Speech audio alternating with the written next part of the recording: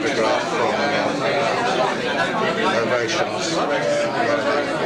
As you'll hear from the background noise, the party is in full swing. Normally in that space down there, with the pianos, they have music.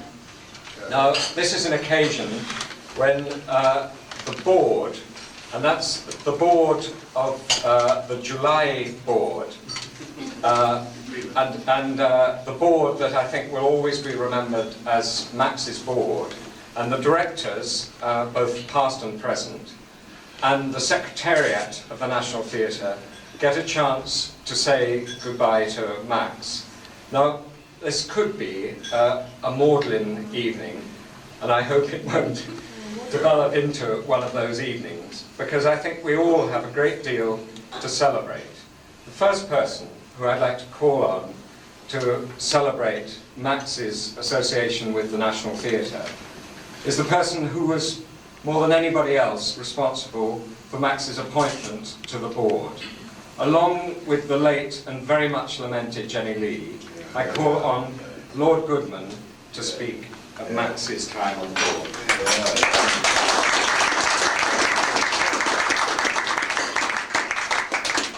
You'll forgive me, I'll speak sitting down, otherwise I shall fall over. There's a hoary old chestnut, which is a good way to give me a few minutes to collect my thoughts. And it's the story of an early Christian period in Rome, when some unfortunate Christians were assembled in the Colosseum about to be eaten by lions. And in their group there was one particularly skinny little Christian who was obviously in charge of the proceedings.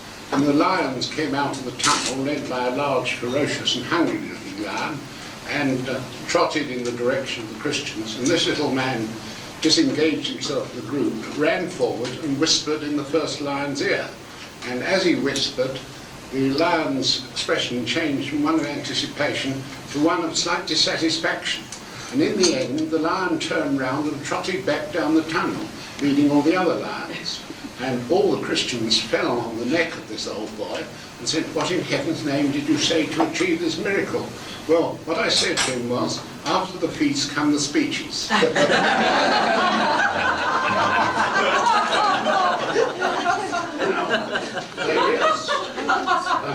There is an occasion when a collective speech is required, but somehow I think it would be inappropriate to be too fulsome this evening, because Max is probably his most irritating quality is the failure to recognise his own quality. With outstanding modesty, and I'm sure that one doesn't, if I pile it on, he will be embarrassed.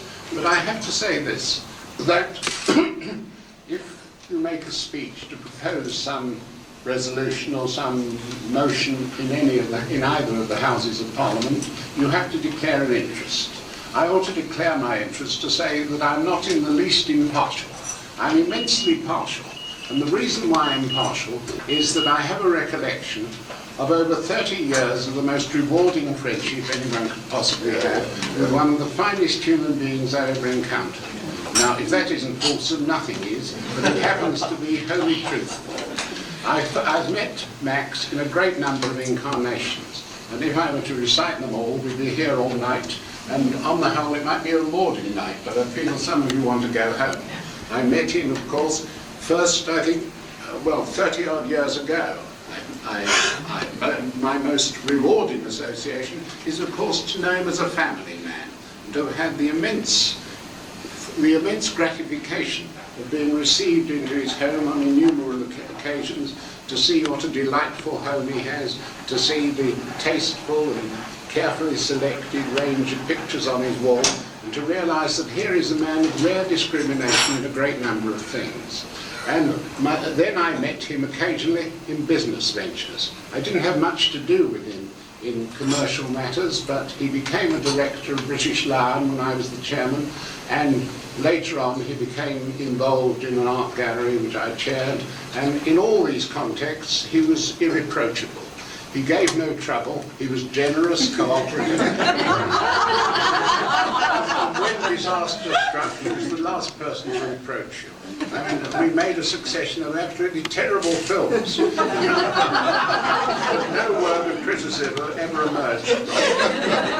But I think what we want to hear about tonight is not the extraneous activities. One could spend hours describing his magnificent charitable trust, one of the most splendid charitable trusts that exists, because it selects its objects in the most intelligent and discerning way. I have been a trustee of that for some years. Probably the most significant recognition of his quality came when Henry Moore decided to make him his executor. Now, I don't think a more meaningful compliment could have been bestowed on anyone. He's now become a trustee of the Henry Moore Foundation. And there again, his quiet manner, his persuasive manner, his charm, his good manners, he has all the things that vary so significantly from a large number of people seeking to make a reputation for themselves. Max has never sought any reward of any kind for his exertions, and that he has achieved the position he has is entirely due to quiet, undemonstrative merit. Now, apart from his charitable organisation, what we really want to hear about is the National Theatre. Now, Max, I think it's true to say, did not have, when he became the chairman of the National Theatre, when Jenny decided that he was the appropriate person, he had not, I think, had a great deal of time to spend in the theatre as I had. I may say that I'm very boastful about my own theatrical recollections, and sometimes I don't believe myself when I declare that I must have seen Richard Burbage and get a firm denial. But I have the most interesting collection of recollections. I won't bore you by telling you that I saw John Barrymore in Hamlet, but my first play, I remember, was Matheson Lang in Mr. Wu. Now, Max, I think, had been spending his time perhaps rather more profitably. But what is remarkable is how he has achieved a significant knowledge of theatre, and now when I speak to him, I get the sort of response that one receives from another person who shares your enthusiasm.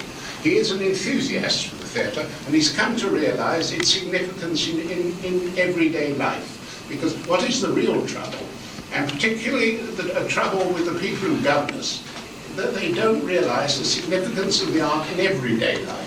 They think it's something that you take out on a Sunday and polish. And for my part, I would have had a much poorer, a much more deprived life if I had not had the opportunity in early life of coming to know something about the arts and to enjoy them. And Max has achieved, in the last 17 years, a very significant knowledge of the theatre, and a very informed knowledge, and a very discriminating knowledge. And often I've discussed a production at the National with him, when he defends it vigorously. I will say that. Quite a number of productions, I'm sorry to say, they do require some defending. But a more eloquent spokesman, an advocate for the productions, you couldn't find.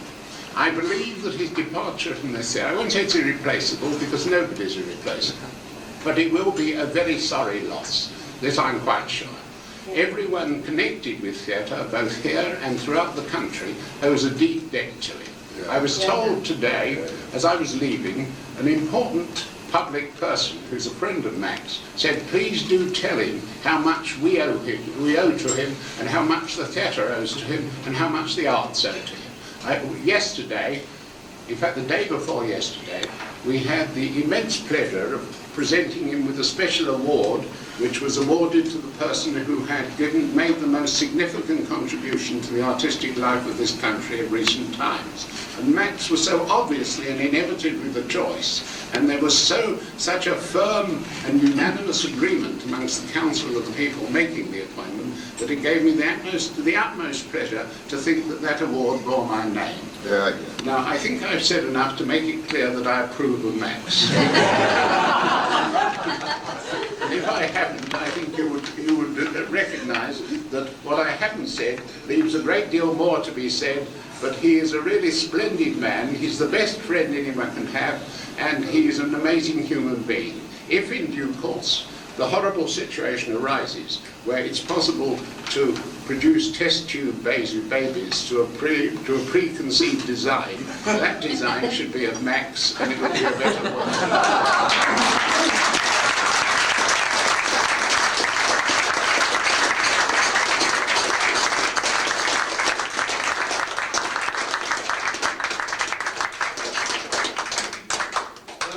Who were lucky enough to be at the last annual general meeting of the National Theatre Board heard a very elegant, witty and touching speech from the longest serving member of the board, Lord Mishcon.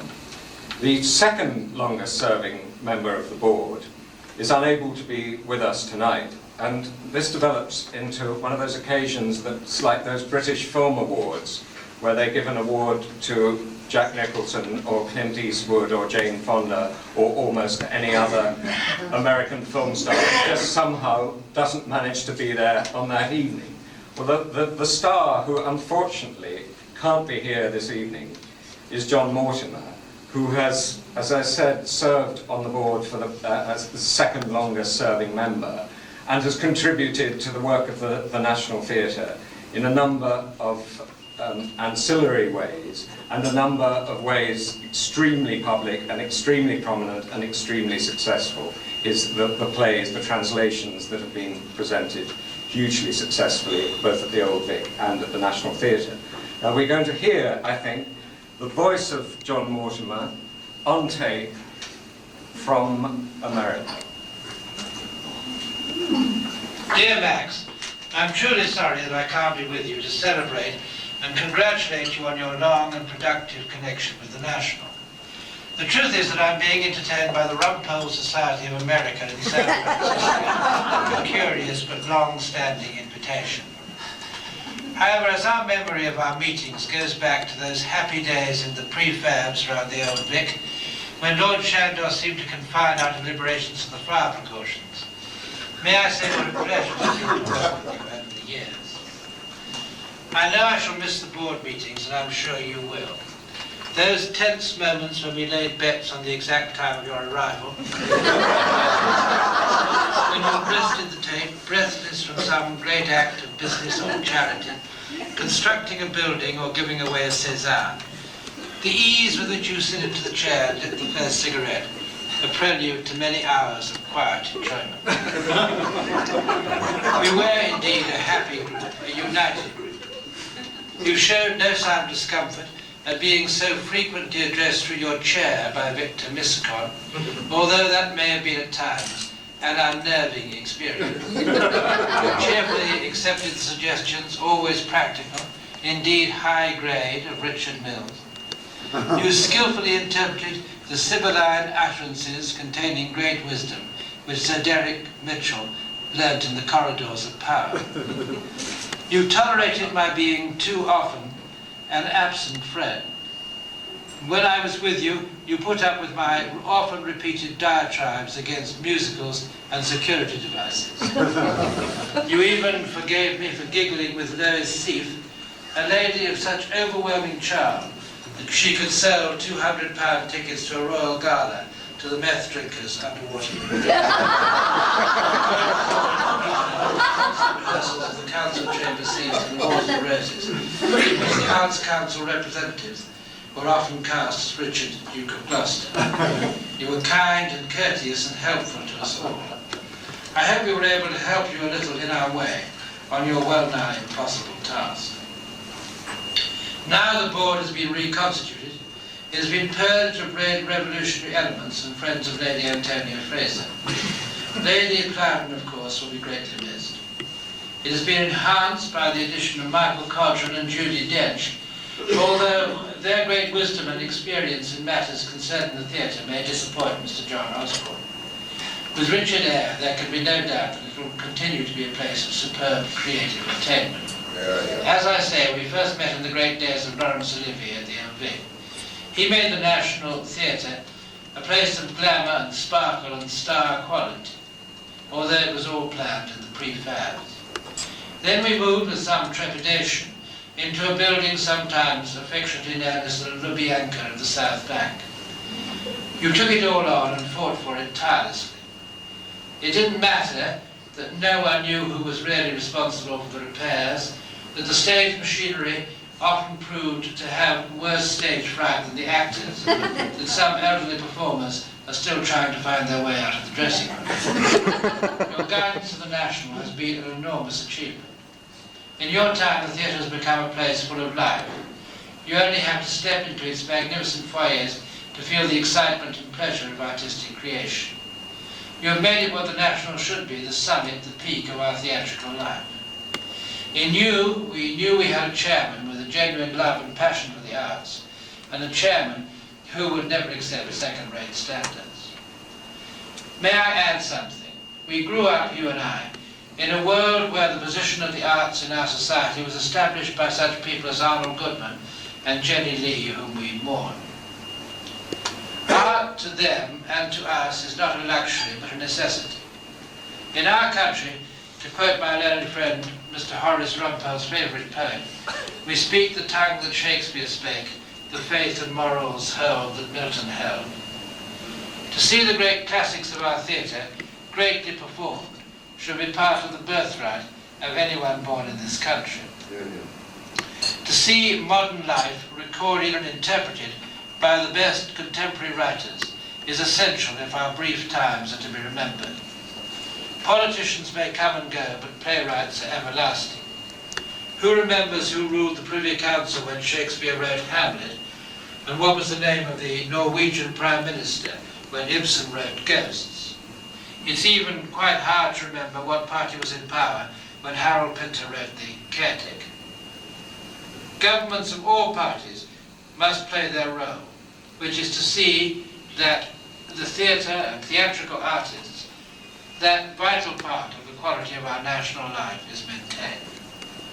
The National will go on in its excellence because you have set the standards it must maintain. So I propose a toast to your good health and that of Jane, to be drunk tonight. I wish that I could be with you. But now I see Americans approaching in wigs and gowns, drinking indifferent claret and dropping cigar ash down their watch chains. The Rumpel Society is approaching, and I must leave you all. Good night.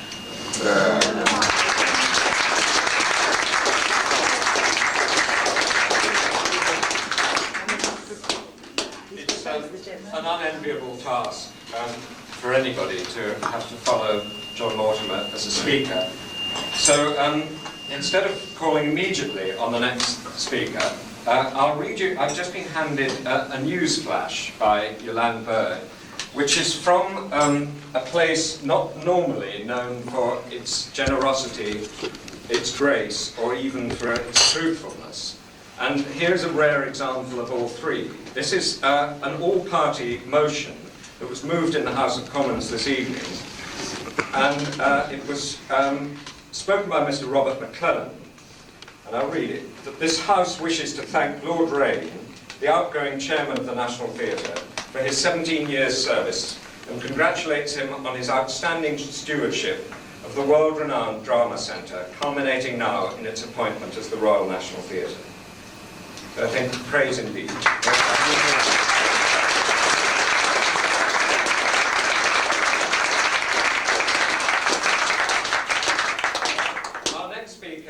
Is a man who I never tire of saying I have an infinite gratitude to, and I know has in his turn an infinite gratitude to Max Rayne. Peter Hall.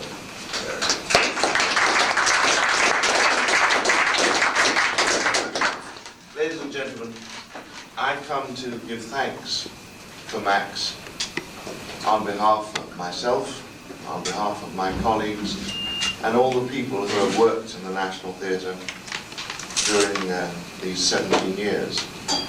I've served under Max for 15 years and have been proud and delighted to do so. He ran a fascinating board. It wasn't easy, those board meetings. I often thought that one of his basic tactics was not only the modesty, which has been so rightly highlighted tonight, but his tenacity his patience to sit there for hours and hours and hours and hours until the truth emerged or a decision emerged. Sometimes the decisions were so complicated that it took all the combined talents of Douglas Gosling, Yolande Bird and Max himself to write the minutes. But they were there. Us on the executive knew that it was not an easy afternoon we were in for. If we didn't know the answers, we would be asked to get them, and the board would sit there until they appeared. It was, as you have heard, a diverse and talented board. Max believed, and I think believed rightly, that it wasn't enough to have on the board people who had an enthusiasm for drama or for the National Theatre or even an excess of public spirit. What he wanted were experts. So we had experts in all the fields, and they were there, the best, pulling together and testing the executive. Now this tradition of public service, which Max exemplifies so remarkably, is something that I very much hope will not be lost in the future competitiveness and cutting edge of our country.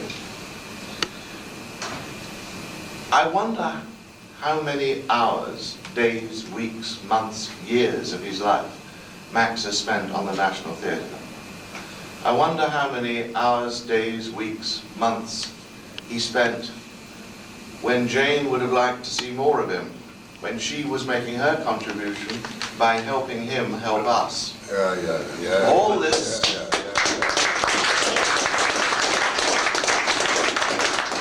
all this was without pay, without any benefit. It was totally disinterested, conscientious, and born out of a love of this place and what this place should be. On a personal note, I've served for 25 years of my life in the subsidised sector, and I have had the honour to serve under two great chairmen, Sir Fordham Flower, who was my chairman at Stratford, and Max, who was my chairman throughout my time at the National Theatre. It's hard for me to judge me, but at face value, I can't think of two people who are more disparate than Max and me. I can't think in some ways of two people who would be less likely to get on than Max and me. But we did. We certainly had our differences and we had our arguments. But I always knew that he was there, supporting what this place is for and why we were all doing it. And he was always totally loyal. Now this needs stressing. It is easy for amateur boards and amateur chairmen who are necessarily part-time and therefore in the English tradition are thought to be disinterested, to be, on the contrary, interfering, mucking up the professionals, being silly. That has never been so in my time at the National Theatre, and it is Max's gift to us that he kept us up to the mark, he got the best out of us, he didn't allow us to do what we wanted, we had to justify what we wanted to do, and he tested and looked at what that was that we did and the way that we did it. But when we were in trouble, he always backed the artistic directorate. Not out of weakness, but out of strength. Because he knew damn well that once you start knocking away the professionals that you employ, all you can actually do is replace them. It's a lesson that is not easily learnt, and he learnt it.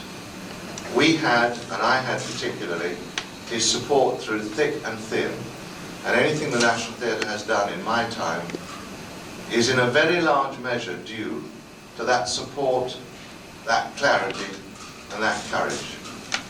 I thank you, Max, very, very much.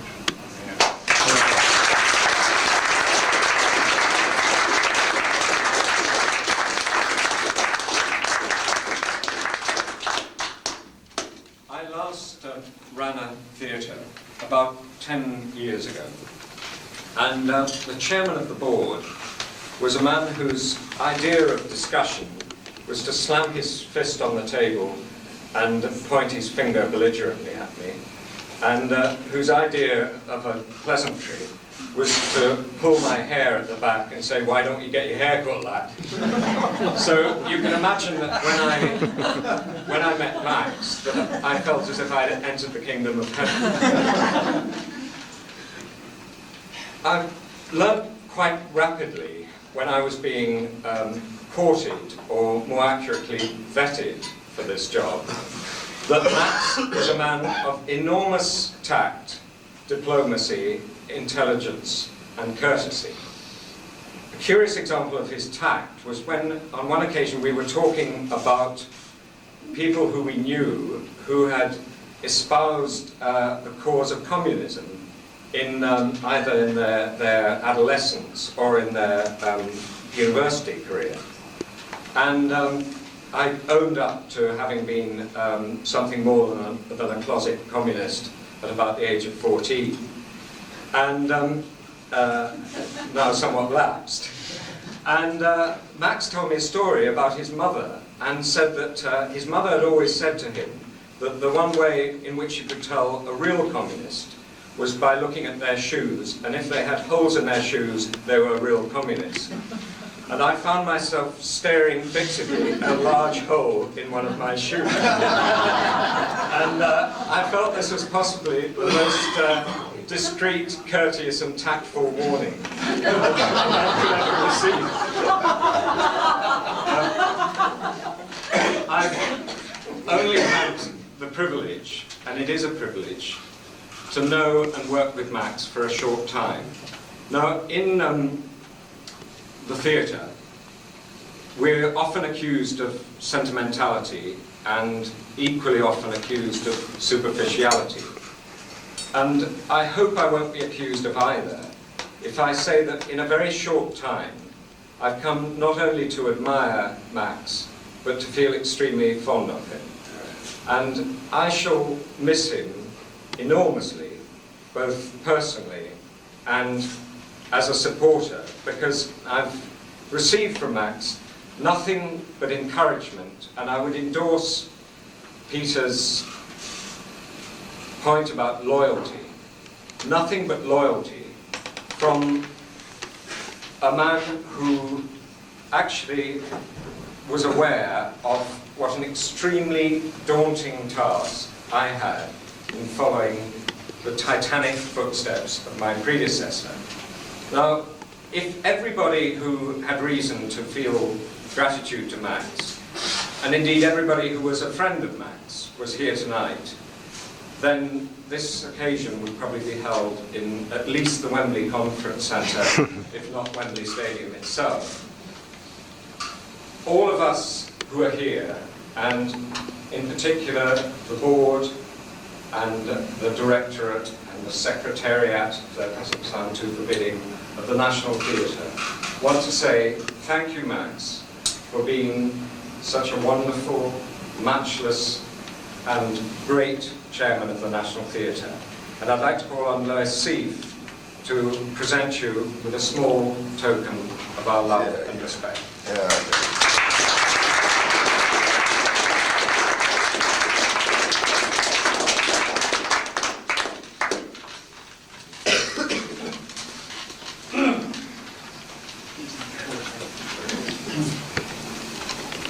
Max, I'm delighted to have the opportunity to present you with this gift from the Secretariat, Directors and the Board. It gives me a chance to express my admiration and our, in fact, all our admiration and affection and respect we hold for you. It was really not a terribly easy thing to find a present to give you. And Yolande started months ago writing to all the members of the board to ask for suggestions. And we chose Timothy Burrells as the best possible one that would please you. And with Jane's blessing and her enormous help, the enclosed has been produced by Lynn Hale, Michael Mayhew, and Rose Fowler. So would you come up and cherry bomb.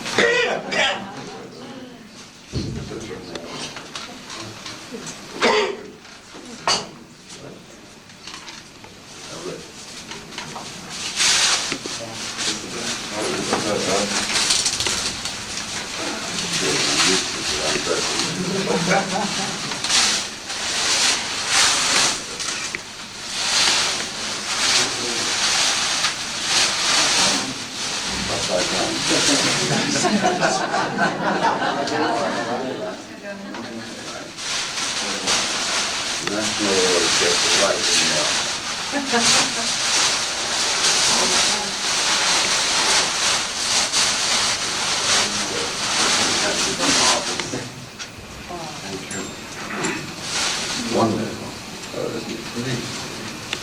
Enormous power, in case you can't see it. I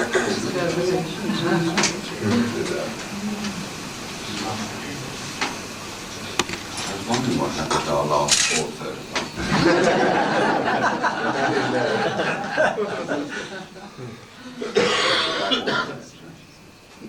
It's amazing, really lovely. I hope we'll all have good looking photos. We'll just put it down on the table. I suppose I have to.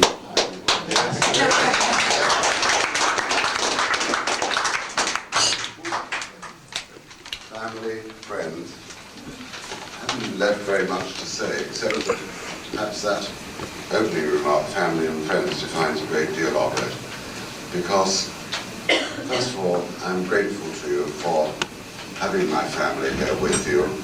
Indeed, I have grown to think of you all as part of my extended family, and indeed of this place as really an extension of our home.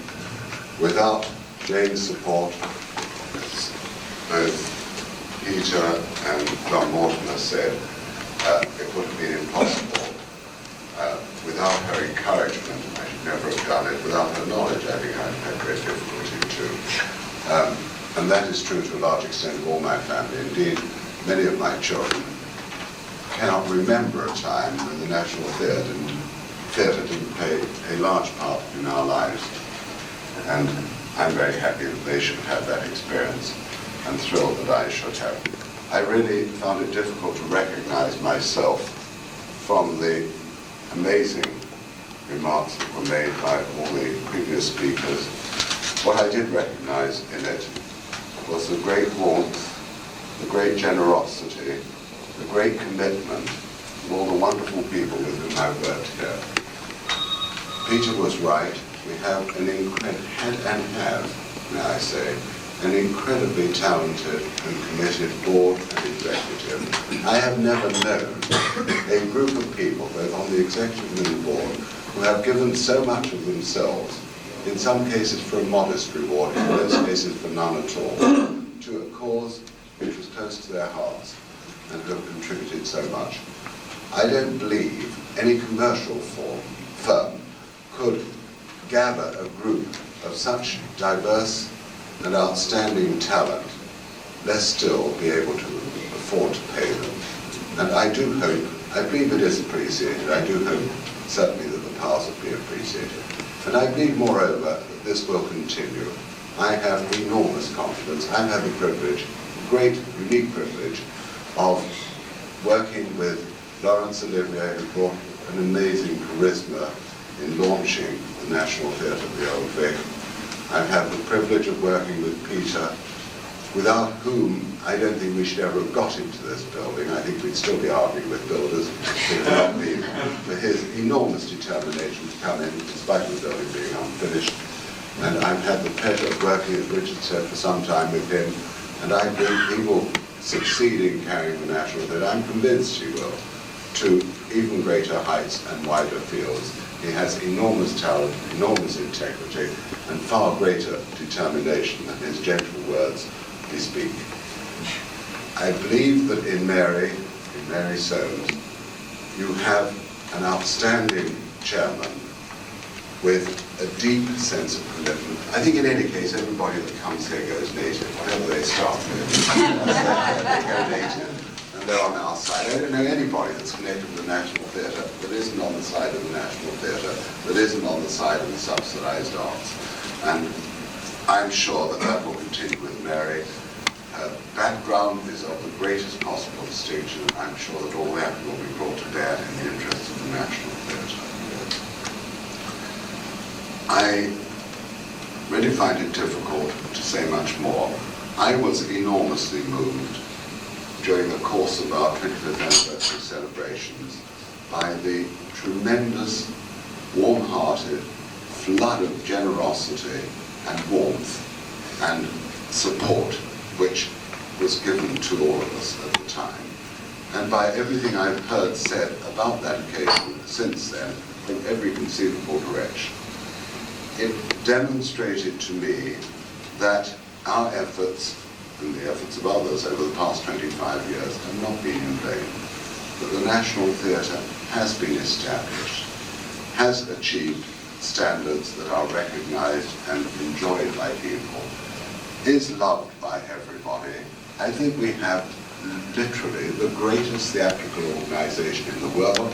I am enormously proud of it, and I know it will go on to even greater success in the future. It is in good heart, it is in good hands, and it will never die. It will only grow. Thank you.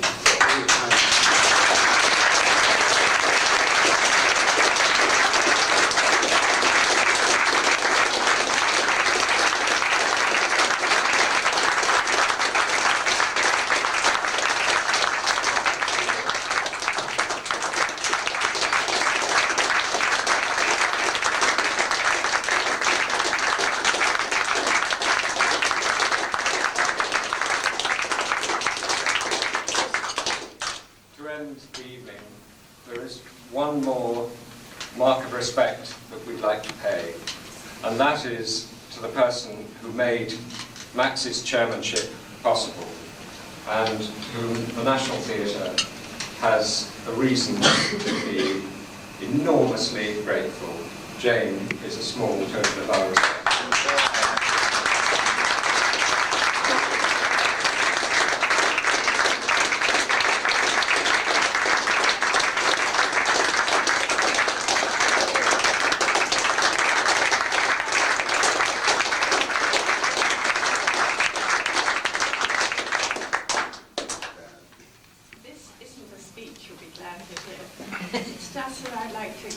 My really deep gratitude to everybody here for having made such a wonderful, warm evening for us, which we will treasure always. It will be a memento of your affection for us and our long and really happy association with this great theatre. Thank you.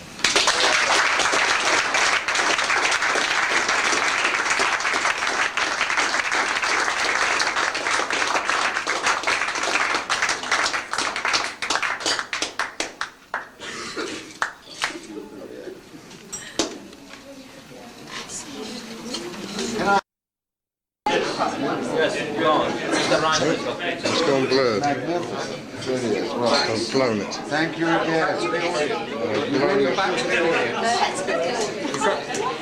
A Bit of direction required. Yeah, you're back to the audience. I'm sorry.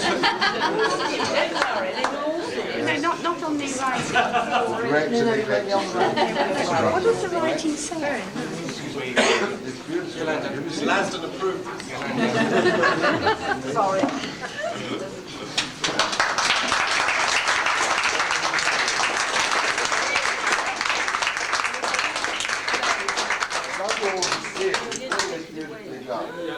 So keep it there for 5 minutes. It's lovely, yes. I think they Before we cut it out. Who made it? Who did it here? Yes.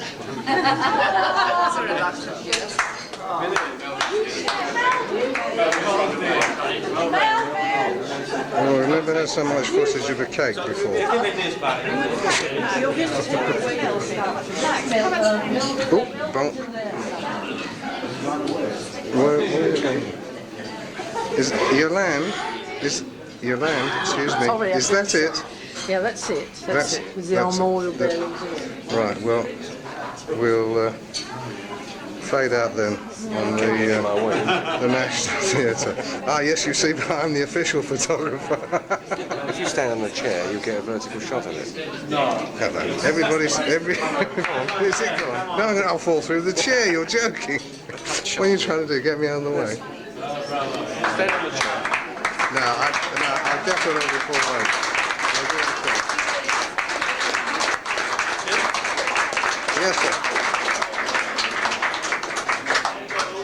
What am I giving you? Hello, Melvin. There it is. Let's go.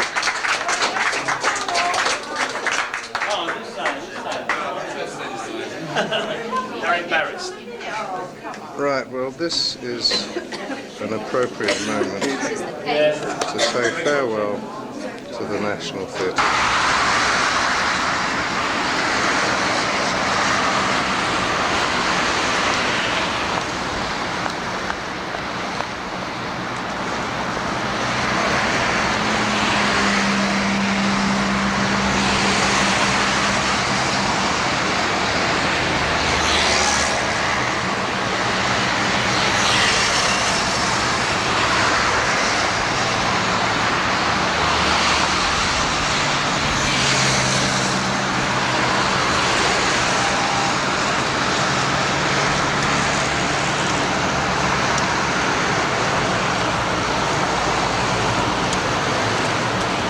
Well, Max, we finally managed to escape from the National Theatre cake, and here we are back outside the National Theatre. It's been a wonderful evening, and it would be impossible to follow all those marvellous tributes that have been paid to you. So I'll just content myself with saying thank you for the privilege and pleasure of working with you over all these years at the National, and I hope that you, Jane, and all your family had a marvellous evening. It only remains for me to say this is Richard Mills, News at 10, I beg your pardon, this is Richard Mills, the only one who didn't appear on the tape, wishing you a very good night.